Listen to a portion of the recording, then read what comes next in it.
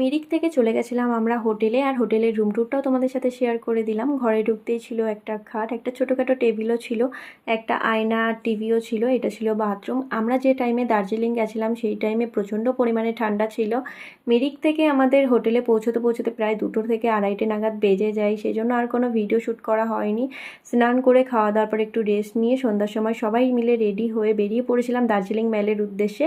আর দার্জিলিংয়ের রাস্তাঘাটগুলো একটু অন্ধকারই ছিল। দার্জিলিংয়ের মেলে ঢুকতে না ঢুকতেই দেখি প্রচুর দোকান আর প্রচুর মানুষেরও ভিড়, কিন্তু জায়গাটা খুবই সুন্দর লেগেছিল। দার্জিলিং মেলে গিয়ে চা, মোমো সব কিছু খেয়েছিলাম, কিন্তু আর ভিডিও ক্লিপগুলো নেওয়া হয়নি, যার জন্য আর তোমাদের সাথে শেয়ার করতে পারলাম না।